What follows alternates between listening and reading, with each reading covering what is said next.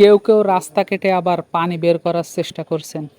আমার সামনে যেই জায়গা দেখতে পাচ্ছেন, এইখানে কালকে পর্যন্ত কোনো পানি ছিল না, কিন্তু গতকালকের বৃষ্টিতে আজকে এইখানে মানুষ গোসল করছে।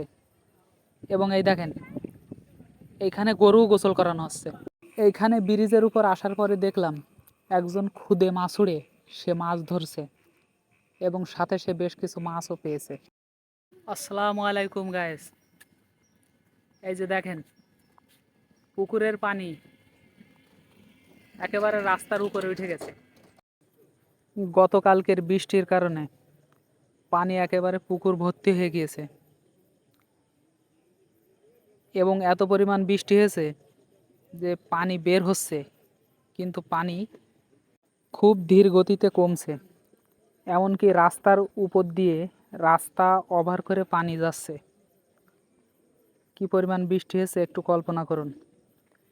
এই পানিগুলো রাস্তার এপার নিচ দিয়ে ওপাশে 6 ইঞ্চি একটা পাইপ দিয়ে পানি বের হচ্ছে, কিন্তু যতটুকু পানি বের হচ্ছে তার থেকে পানি এই পুকুরের দিকে আসছে বেশি। এই যে আপনারা দেখেন 6 ইঞ্চি পাইপ দিয়ে পানি বের হচ্ছে, কিন্তু তারপরও রাস্তা ওভার করে পানি যাচ্ছে। পানি একেবারে বাড়ির উঠানে পর্যন্ত পুড়ে গেছে। এইটা আসলে আমাদের আধুনিকতার একটা ফল। আগেকার সময়ে পানি বাড়ির বের হওয়ার অনেক রাস্তা ছিল, কিন্তু এখনকার সময়ে মানুষ বাড়িগুলো, রাস্তাগুলো এমনভাবে তৈরি করছে যে আপনার বাড়ির ভিতরে পানি ঘরের ভিতরে উঠে যাবে, কিন্তু বাড়ির থেকে পানি বাইরে যাওয়ার রাস্তা নেই। এই যে দেখেন একেবারে পানিবন্দী অবস্থায় আছে, কিছুই করার নেই, এরকম একটা অবস্থা। ঘরের ভিতরে পানি উঠে গেছে। গ্রামের ভিতরে ঘোরা শেষে আমি আর রুবেল ভাইপো চান্দুটিয়া বাজারের দিকে আসলাম।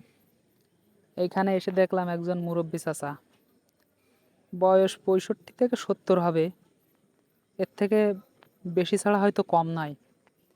তিনি দেখলাম জাল হাতে মাছ মারছেন। তো আমরা মাছ দেখলাম, অল্প কয়েকটা মাছ পেয়েছেন। জিজ্ঞাসা করলাম কত সময় ধরে মাছ মারছেন।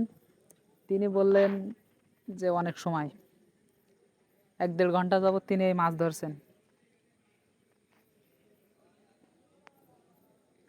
এখন এইখানে দাঁড়িয়ে চাচার একটি ভিডিও করলাম। চাচা জাল ছাড়াচ্ছেন, জ্বালানোর পরেই চাচা একটি খাবন জাল ফেলালেন। আমি সেইটি শুরু থেকে শেষ পর্যন্ত ভিডিও করে দেখলাম। খুব সুন্দরভাবে জালটি পড়েছে এবং মাছ জালটি খুব সুন্দরভাবে টেনে তুললেন, কিন্তু একটি মাছও ওঠেনি। তো এইখান থেকে আরও একটা জিনিস দেখলাম যে আমরা বাজারে প্রায় 2-3 ঘন্টা থাকার পরও যখন বাড়ির দিকে ফিরে আসছি, তখনও দেখলাম যে এই চাচা এইখানেই দাঁড়িয়ে মাছ ধরছেন। আর হয়তো 10-12টা ছোট ছোট মাছ পেয়েছেন। তো ভিডিওটি যদি ভালো লাগে অবশ্যই একটি লাইক দেবেন এবং চ্যানেলটি সাবস্ক্রাইব করে দেবেন। আসসালামু আলাইকুম, ধন্যবাদ সবাইকে।